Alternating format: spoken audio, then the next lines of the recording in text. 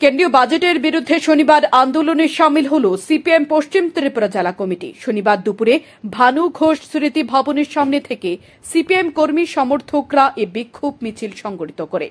মিছিল উপস্থিত ছিলেন বিরোধী দলনেতা জিতেন্দ্র চৌধুরী, সিপিএম এর পশ্চিম জেলা কমিটির সম্পাদক রতন দাস, প্রাক্তন মন্ত্রী মানিক দে, প্রাক্তন সাংসদ শঙ্কর প্রসাদ দত্ত সহ অন্যান্যরা।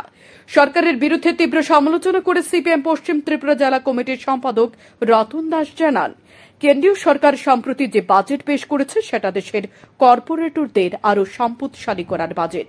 এ বাজেটে দেশে বেকার বাড়বে, জিনিসপত্রের মূল্য বৃদ্ধি পাবে, গরিব আরও বেশি গরিব হবে। এ বাজেটে সাধারণ মানুষের জন্য কোনো কিছুরই উল্লেখ নেই। কেন্দ্রীয় সরকার শুধু ধনী শ্রেণীর মুনাফা বাড়ানোর জন্য এই বাজেট পেশ করেছে। তাই সিপিআইএম এর পক্ষ থেকে এই জনবিরোধী বাজেট জনগণের সামনে তুলে ধরার কথা জানান তিনি। এনডিএ সরকারের অর্থমন্ত্রী নির্মলা সীতারমণ যে বাজেট রেখেছেন সংসদে, এই বাজেট হচ্ছে ভারতবর্ষে যারা কর্পোরেট অতি ধনী তাদের আরও সম্পদশালী করার বাজেট। এই বাজেটে বেকারি বাড়বে, জিনিসপত্রের দাম বাড়বে। এই বাজেটে সাধারণ মানুষের জন্য কিছু নেই। সব ক্ষেত্রেই দেখা যাচ্ছে কোনো না কোনোভাবে অপকৌশলে যারা ধনিক শ্রেণী তাদের মুনাফা বাড়ানোর বাজেট হচ্ছে এটা। অতএব এই বাজেট জনবিরোধী, এই বাজেট আমরা মানছি না। মিছিলের পরে একটি সভার আয়োজন করা হয়। এই সভায় মুখ্য বক্তা বিরোধী দলনেতা কেন্দ্রীয় বাজেট নিয়ে কামান দাগেন নরেন্দ্র মোদীর নেতৃত্বাধীন সরকারকে। তিনি বলেন, লোকসভা নির্বাচনের পর লজ্জাজনকভাবে সরকার গড়ায় মানুষ ভেবেছিল একটু হলেও সম্মিত ফিরবে বিজেপি নেতৃত্বাধীন সরকারের, কারণ জোট হয়ে সরকার গঠন করতে হয়েছে তাদের, কিন্তু সম্মিত ফিরেনি সরকারের। আর এটা না ফেরার কথাই, কারণ এই সরকারকে পরিচালনা করে আরএসএস, যারা দেশের একাংশ মানুষের স্বাচ্ছন্দ্য ও বিকাশের কথা চিন্তা করে। তাই বিজেপি শিক্ষা নেয়নি লোকসভা নির্বাচনের ফলাফল থেকে। তারা আবার বলছে বিকাশের কথা, কিন্তু বিকাশ তখনই হবে যখন শুধুমাত্র আদানি আম্বানি নয়, দেশের 140 কোটি মানুষের সমানভাবে বিকাশ হবে।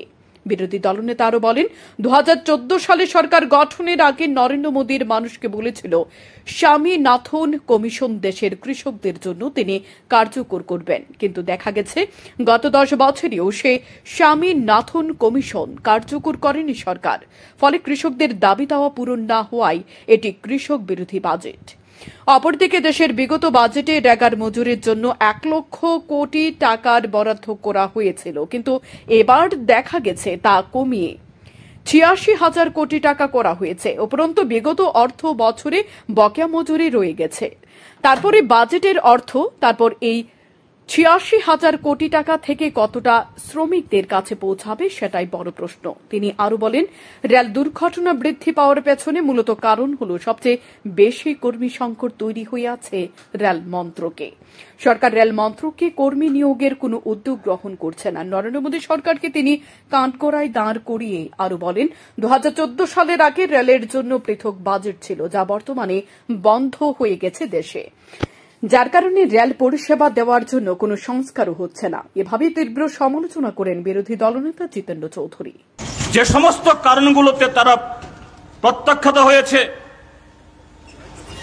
জনগণ তাদের আশা আকাঙ্ক্ষা সেখানে গড়ে বালি দিয়ে দিয়েছে,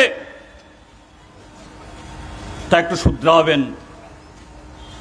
কিন্তু এই দলটা তো ভারতীয় জনতা পার্টি,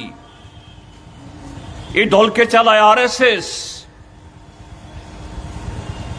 এই আরএসএস এর যে রাজনৈতিক মতাদর্শ কি?